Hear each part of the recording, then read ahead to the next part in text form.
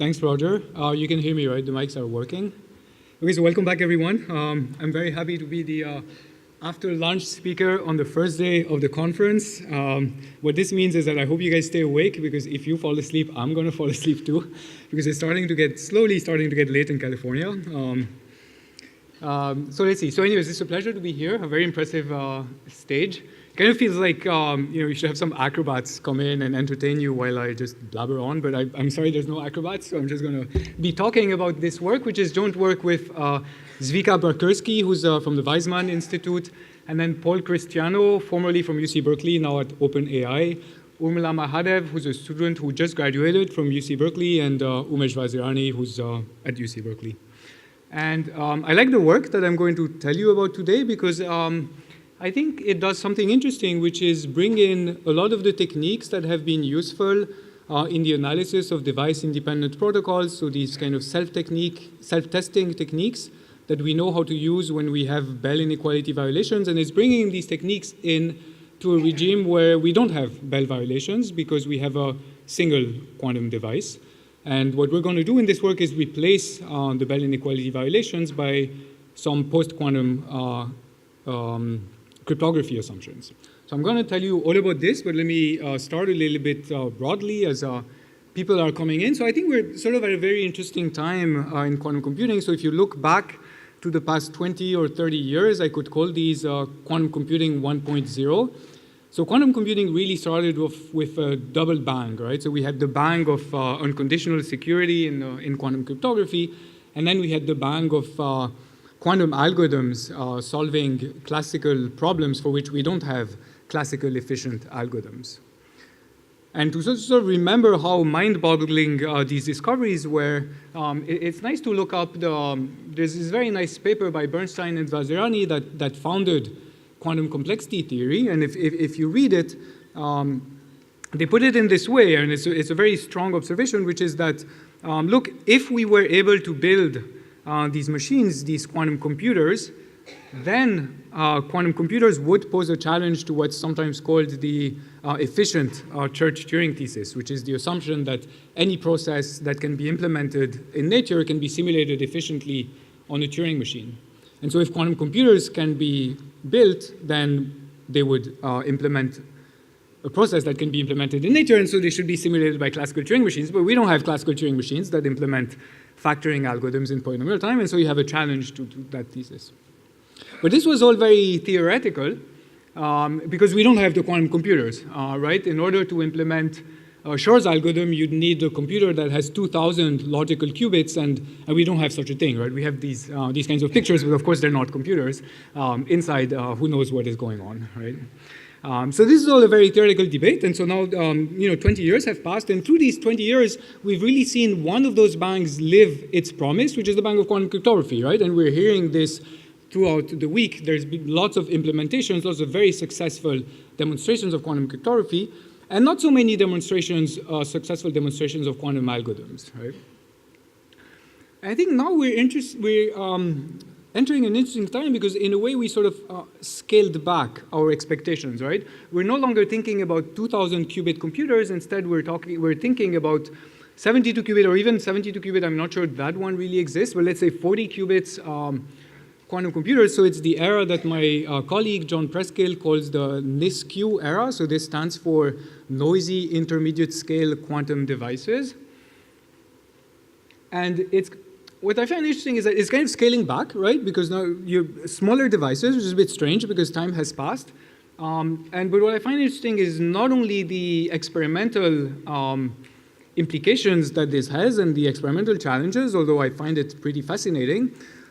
What I think is even more interesting is the theoretical challenges that these raise, right? And just because we slowly started becoming able to construct these computers, then it opens up a whole new set of questions, theoretical questions, that I find fascinating. And this talk is about one of those questions.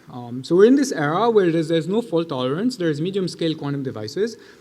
And one of the questions is, well, are we nevertheless, even though we can't factor, are we nevertheless reaching this time where we can have an experimental demonstration of this promise that was in the Bernstein-Vazirani paper, that quantum computers are going to falsify or at least mount a challenge to the efficient church Turing thesis. So of course there's a lot of work on this. It's starting with the work of Arason and Arkhipov on boson sampling, and simultaneously Bremner, Yossa, and Shepard on what they call instantaneous quantum polynomial time, so IQP. And then more recently there's this proposal by people from Google to do experiments that are based on sampling the output distribution of a random quantum circuit.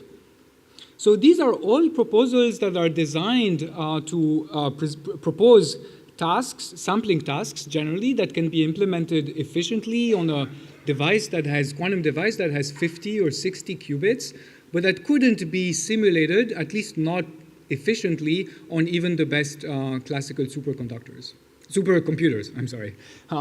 So I'm not going to go into detail into these proposals because it's not the topic of the talk, but I did want to point out one thing about them, which is that they walk a very thin line, right?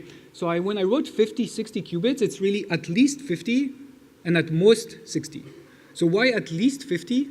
You need at least 50 qubits because anything below 50 qubits you can simulate on a good classical computer, and so it's not doing anything interesting, right? But then why at most 60? Because these sampling problems are very hard to verify. And so the day you manage to implement the sampling problem on a bigger than 60, or let's say 80 for security, quantum computer, then you can't verify it anymore. So they have this problem that verification is very costly, and so they're only interesting in a very narrow range of power for the device, which is a range that we're going to have to cross in order to go beyond, right? And so that's why it's still interesting. Another limitation is that they're not very tolerant to errors, but let's put that aside. Another kind of more conceptual limitation of these proposals is that they don't tell you that much, right? I mean, if you manage to implement boson sampling and you verify, then okay, fine, right? So you boson sampled. You passed that test, but then what, right? Can you build on this? Can you say something about the device that succeeded in implementing the boson sampling proposal? Are you going to be able to use that as a test, maybe in some other protocols? I don't know, right? We don't know. It's sort of really a one-shot kind of experiment. So the question I want to ask is, what goes beyond this, right? Because one day we'll get 50 qubits, and then, the next day we'll get over it, and then we'll get 60, and then 70. And then someday, but that's quite in the future, we'll get 2,000 logical qubits, which is what you need in order to do an interesting break of, let's say, elliptic curve cryptography. Then you have to multiply this by 100 or 1,000 for fault tolerance, so that's maybe 1,000,000 qubits. So we're not quite there, right? So there's a very big regime in between. And so what, right? So we're going to test the computers at 50, 60 qubits, and then they'll work. And then are we going to spend 10 years until we can actually factor? And then that's fine, right? Then we'll have tested that the factoring works. But in between, are we going to have any ways to check at the theoretical level that the devices really implement what they're supposed to implement? So this is what I want to talk about.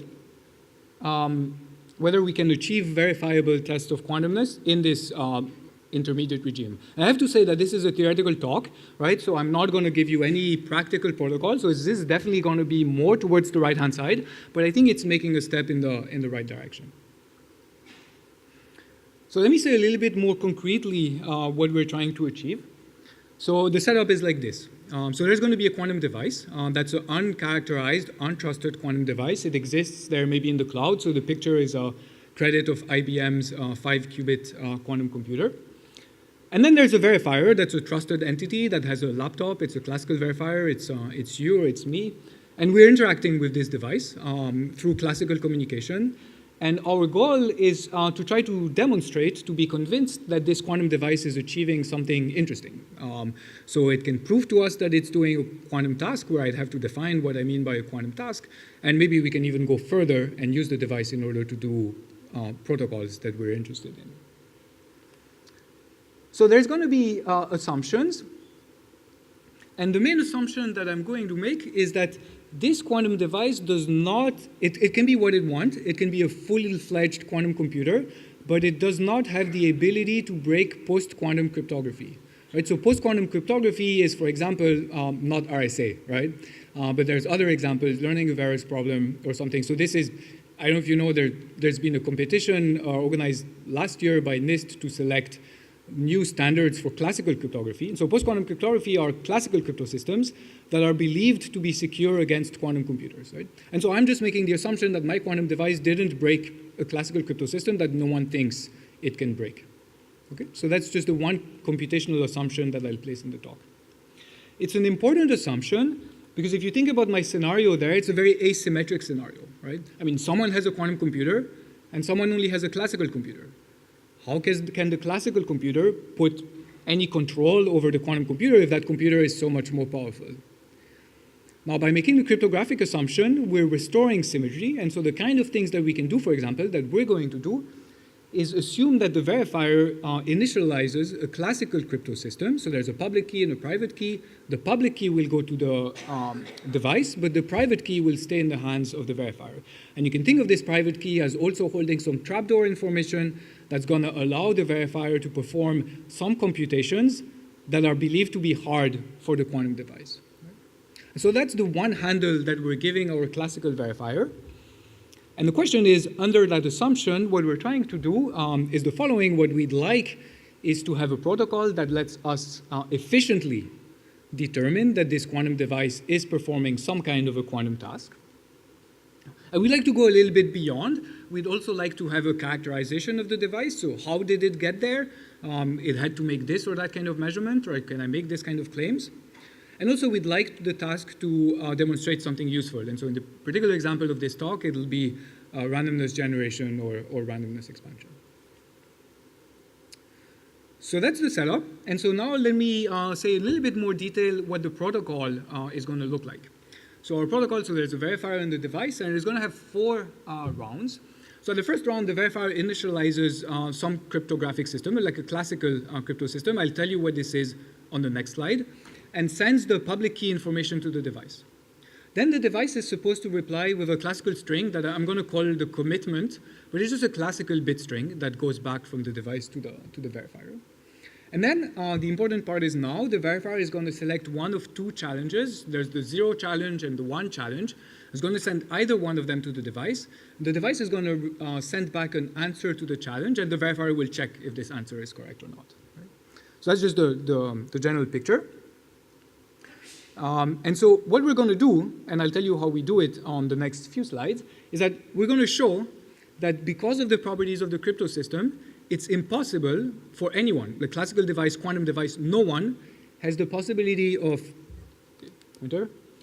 answering both challenges. Okay? So in the protocol, you're just asked to answer one challenge at random, and so that's fine, right? But the crypto system will be designed so that it's impossible to answer both challenges.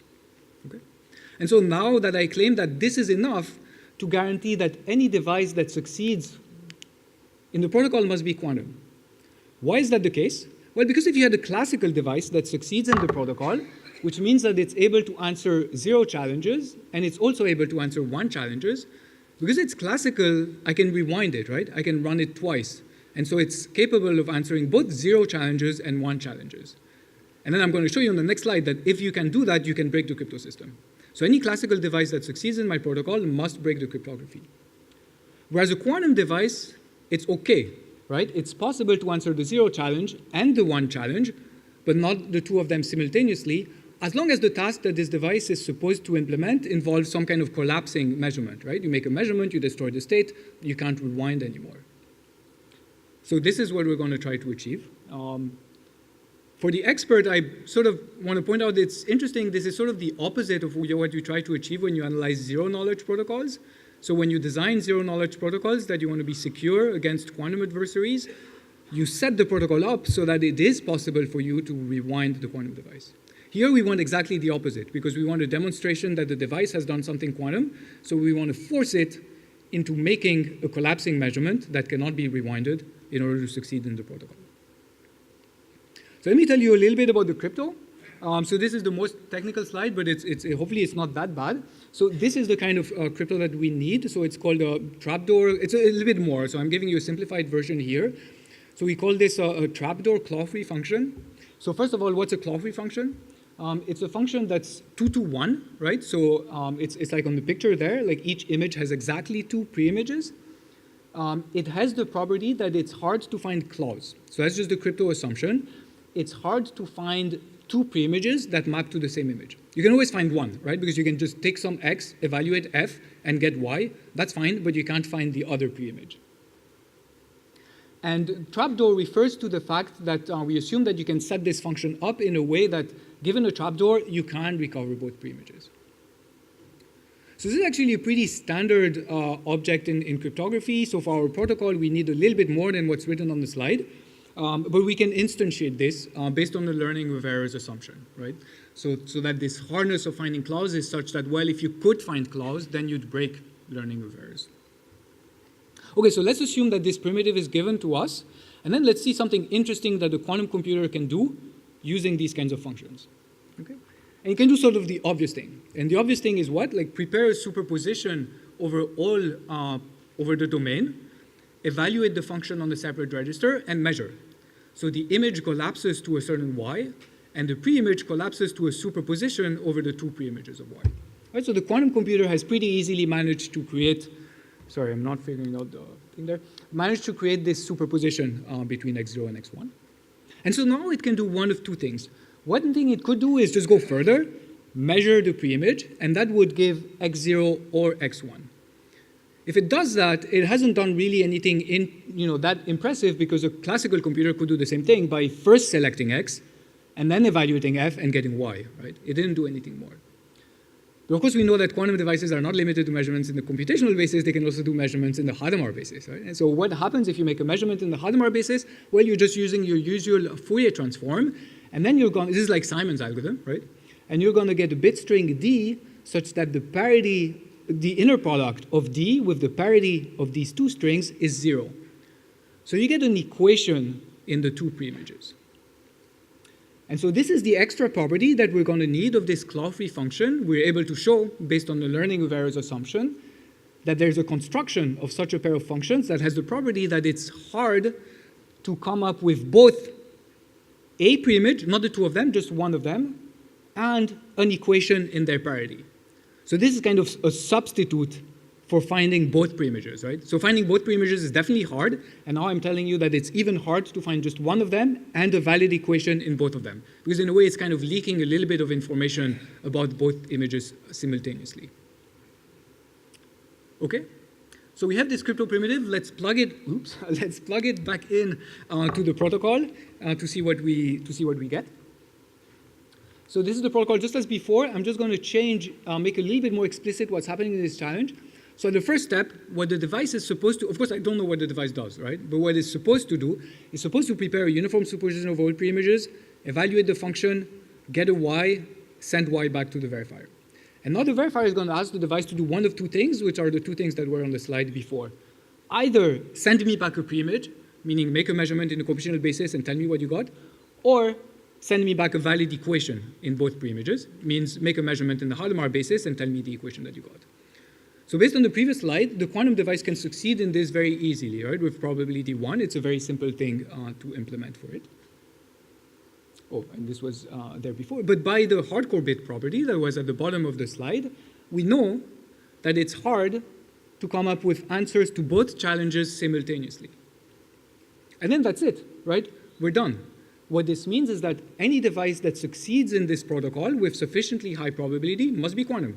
Because if it was classical, I could rewind it. It would be able to answer both challenges simultaneously. It would have broken my crypto system. Okay. What's nice about this is that it scales to any size. You can set up the parameters of the crypto system to make the crypto harder and check that the quantum device is able to do something that seems a little bit harder. But the verification always stays easy because of this trapdoor. Okay, so now in the remaining 10 minutes, I'm going to show you how to build on this in order to achieve randomness expansion with a single device, which is what I promised on the title slide. So I think a lot of you maybe already are familiar with the fact that quantum devices can, in principle, generate random bits. I mean, these things are sold, and we're hearing about them in the conference. But one interesting question about them is whether you can prove that the randomness is quantum, so that there's true randomness coming out of that device. And this was pointed out in the tutorial this morning already, which is that, you have these processes and it looks random, but what do you know, right? Is it classical randomness or is it quantum randomness? And if you're trying to make the difference, you're kind of faced with this kind of a problem there, which is that just looking at one particular output from your device, is it random or is it not? It doesn't mean anything, right? Randomness is not a property of the string that was produced, like 99999, that's random, that's fine. It's a property of the process. And so in order to prove that you have a process that generates randomness, you need to be able to say something intrinsic about that process itself. So this is a question that has received a lot of attention, and I think Roger Kolbeck is the first to point a way of achieving this, which is very nice, which is the observation that if you have two devices that share entanglement and that demonstrate a Bell inequality violation, then these devices must generate randomness, right? Because by definition of a Bell inequality, there's no deterministic process, because deterministic process would be local, no deterministic process that satisfies the inequality. So if you have a violation, then you have randomness. Subsequently, there's been a lot of work trying to build on that and get quantitative statements. And so the state of the art is work by Miller and Shi, and more recent work by Arnon Friedman, Dupuis, Fauzi, Renner, and myself, that builds on this and says, well, okay, now if you see a violation, let's repeat the experiment many times, and let's make the following sort of two-step kind of argument, which is that because you observed a violation, these devices must be making some kind of unbiased measurements on something that kind of looks like an EPR pair. And then maybe because the device is making these unbiased measurements, then we can have an argument that is going us to quantitatively accumulate randomness across many iterations of the protocol.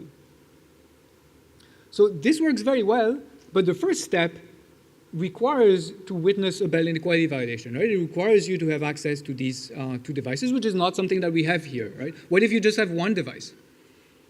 Then you're kind of stuck, right? Because if you think a little bit about it, any kind of test, any statistical test that I can come up with, a single device can deterministically output a string of bits that passes my test. As long as my test accepts some string, there's a device that produces that string. So without assumptions, we're not going to be able to achieve this with a single device. And so now I'm going to show you how to achieve it under the assumption that the device is computationally bounded, which is a completely different kind of assumption than the Bell inequality violation assumption. So let's go back to the protocol. Same protocol as before, but now I'm going to build on it. And let's imagine that we repeat this a large number of times and try to get randomness out of it. So if I want to get randomness out of that protocol, I'm going to have to reduce the amount of randomness that the verifier injects in the protocol. And so for this, there's two things that we need to do. One is that the public parameters or even the private parameters for the cryptographic function are going to be chosen in a pseudo-random way so that they don't cost us too much randomness, and we'll also amortize that over multiple rounds. So I'm not getting into too much detail here. And the other thing we'll do, and this is standard in protocols for randomness expansion, is that we'll choose the challenge, 0 or 1, instead of being a coin flip, because that would cost us one random bit. We'll choose it very biased. Most of the time, the challenge will be 0, and then just once in a while, it'll be 1. Okay, so in most rounds, there's a challenge 0, and in that case, what the verifier does, it doesn't record the whole preimage that's given to it, but it just records if it was like a 0 type of preimage or a 1 type of preimage, x0 or x1. So the crypto system is set up in a way that it's possible to classify these preimages like this. So it just writes down that bit. That's where the randomness is going to come from in the end.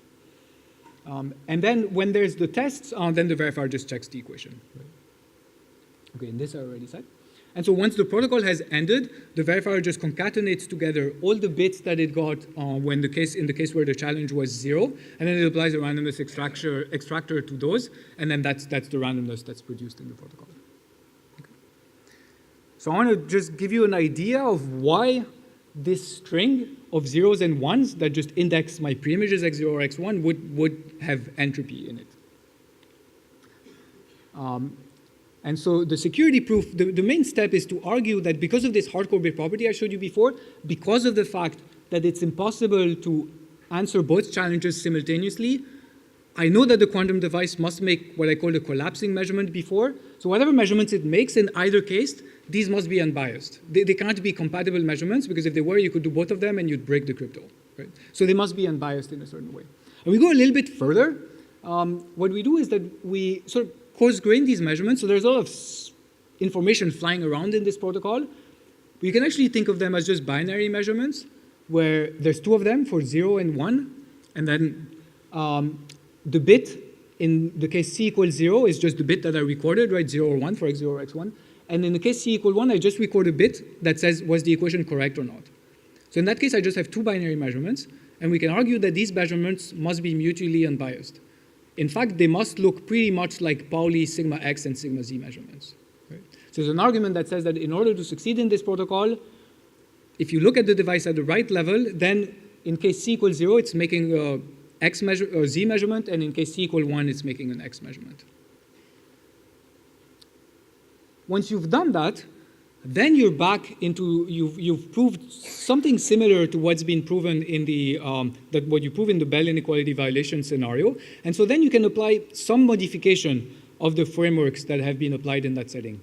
We need a little bit of a modification because the kind of assumptions that are needed for these frameworks are stronger than what we can get here, but it's a similar idea.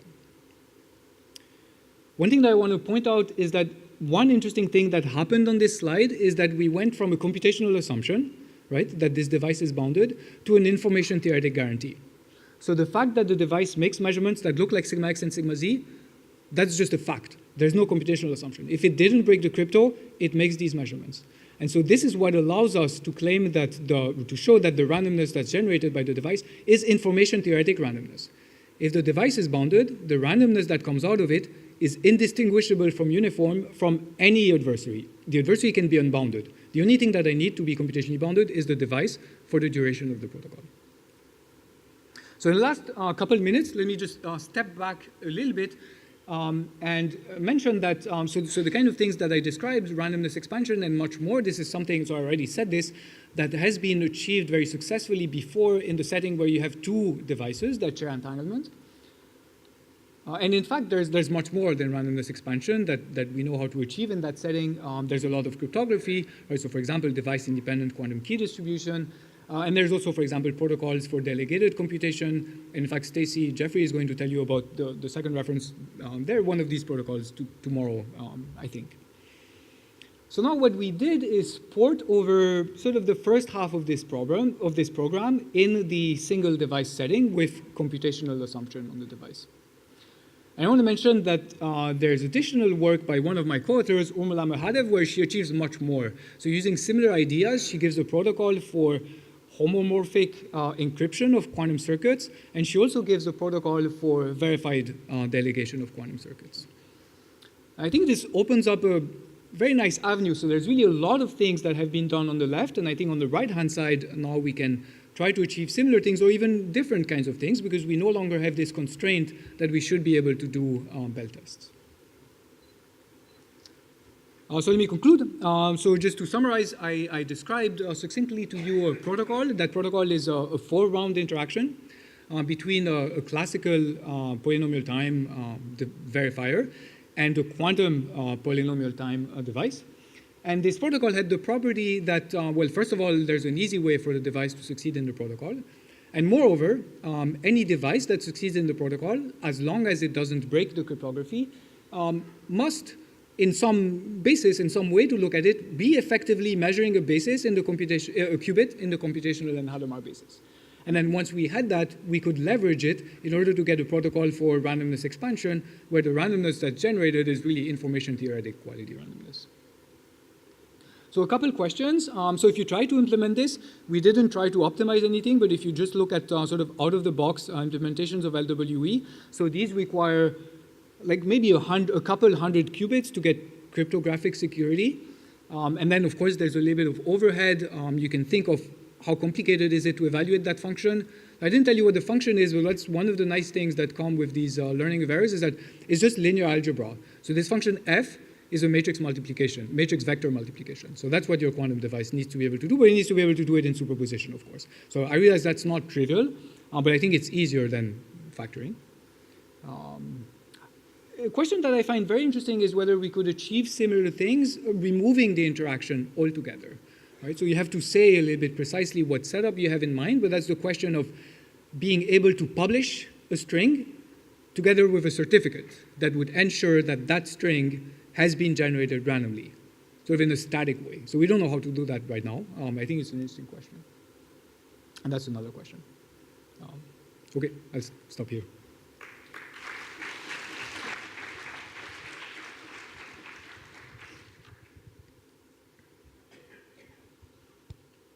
Okay, thank you very much. We have time for a few questions. Okay. Thank you for the talk. I think these are really very strong results. I'm now curious whether I could also kind of translate them back to physics. So what I mean by that is conventional randomness expansion, as invented by Roger, is kind of course, based on Bell non-locality, which was originally developed to understand or to certify that physics is non-classical. So you kind of took this physics idea to cryptography. Now you have developed kind of a different idea of how we can quantify random or quantumness in cryptography, but I was wondering whether we can kind of take this back to a physical realm to say, and use it to, for example, prove that the world is kind of non-classical in a particular sense, which could be different from the Bell sense, maybe. I'm not sure I understood the end of the question. So you're saying to demonstrate that the world is non-classical, but you mean something else than just yes. Having someone implement this protocol and check that it works? Yes, right, yes. Like in the Bell case where you say it's non-locality or something, so some more physical characterization. There's a principle such as, for example, like Cohen-Specker or yes, right. Yes. How's it called? Yeah, so yes, a physical principle yes. that underlies that. Yes. Yeah, that's an interesting question. I don't know.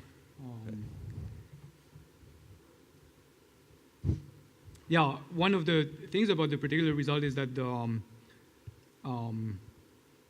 in the end, you do need to go into a little bit of amount of detail into the exact property of this trapdoor Cloud-free family, and I think we're not quite at the bottom of that in terms of getting a cleaner statement of what exactly is what you're saying, what exactly is the principle that's being violated in a way, right? So we'd want to think of this quantum device as violating some principle or as demonstrating a truly quantum physical principle. And yeah, that's an interesting question. Thanks. Looking at the second line there, the device succeeds shows that it measured a qubit. Now, proving that something got measured is a very slippery thing because of purification. For example, in the no-go theorem for bit commitment, or in Wiesner's original observation that his multiplex, which is a kind of 1 out of 2 oblivious transfer, can in principle be broken. Yeah. So, are you sure that reasoning is correct? I'm trying to follow it. That is, if it does this, then it measured something. Yeah, what does it even mean to measure something? So, I think maybe another way to formulate this is, so I think what's happening in that case is just that, of course, the purification exists, but the device does not have access to the purification. Right, so maybe that's a better way to formulate it, which is to say that if the device succeeded and did not induce collapse, then it has a way, by using the same kind of measurements and whatever is inside that device, I can break the crypto system. So that, yeah. Thanks. Okay, is there one last question from this? Okay. Could you please explain again what is the assumption? The device does not break the PQC assumption because we know that the PQC has a different scheme. For instance, we have the lattice base, and we have multivariable, and we have code base. So what is that? Yeah, thanks for the question. So I do mean something very specific. So I mean the scheme that we use, and I didn't, but I said it, which is specifically the learning of errors assumption. Okay, thank you. Yes, and it's the scheme is specific to learning of errors, so I don't know how to instantiate it based on other believed post-quantum secure schemes. Okay, thank you very much. So let's thank Thomas again for this nice talk.